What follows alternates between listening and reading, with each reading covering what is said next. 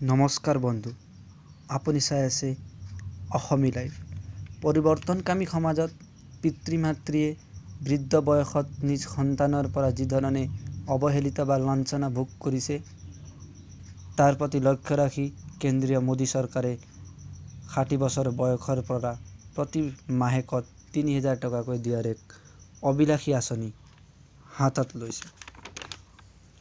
তো আহক আমি জানিবলৈ চেষ্টা কৰিম এই আঁচনি পাবৰ বাবে আমি কি কৰিব লাগে।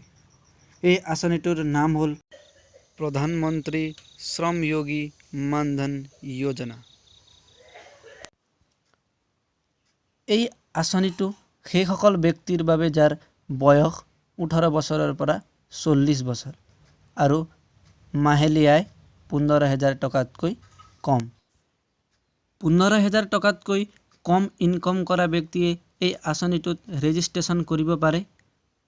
এই আঁচনিটো কাষ্টমাৰ ছাৰ্ভিচ চেণ্টাৰ চমুকৈ CSKত অনলাইন ৰেজিষ্ট্ৰেশ্যন কৰিব লাগে, যাৰ বাবে আপোনাৰ প্ৰয়োজন হ'ব বেংক পাছবুক, পান কাৰ্ড বা আধাৰ কাৰ্ড আৰু মোবাইল নম্বৰ।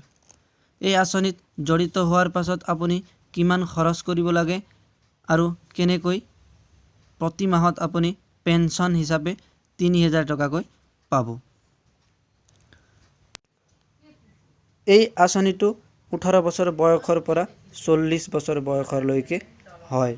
কোনোবা ১৮ বছৰ বয়সৰ ব্যক্তিয়ে যদি নিজৰ ৰেজিষ্ট্ৰেশ্যন কৰায় তো ৫৫ টকা জমা কৰিব লাগে। সেই ব্যক্তিজনে প্ৰতি মাহত ৫৫ টকাকৈ ৬০ বছৰ বয়সলৈ জমা কৰিব লাগে। ৬০ বছৰত মুঠ ২৭,০০০ টকা সেই ১৮ বছৰৰ ব্যক্তিজনে জমা কৰে আৰু তাত সিমানেই ২৭,০০০ টকা ভাৰত চৰকাৰে তেখেতৰ একাউণ্টত জমা কৰে। আৰু যেতিয়াই সেই ব্যক্তিজন ৬০ বছৰৰ কমপ্লিট হ'ব, তেতিয়াৰ পৰাই সেই ব্যক্তিজনে প্ৰতি মাহত ৩,০০০ টকাকৈ পেঞ্চন পাবলৈ সক্ষম হ'ব, যিটো তেওঁ গোটেই জীৱনভৰ পাব আৰু তেওঁৰ পিছত তেওঁৰ নমিনীয়েও পাব। তেনেকৈ যদি আপোনাৰ বয়স ২৯ বছৰ হয় তো আপুনি ১০০ টকা জমা কৰিব লাগিব। এনেধৰণেই যদি আপোনাৰ বয়স ৪০ বছৰ হয় তো আপুনি ২০০ টকাকৈ জমা কৰিব লাগিব। তাৰ বাহিৰে ইয়াৰ ৰেজিষ্ট্ৰেশ্যনত একো অতিৰিক্ত খৰচ নাই।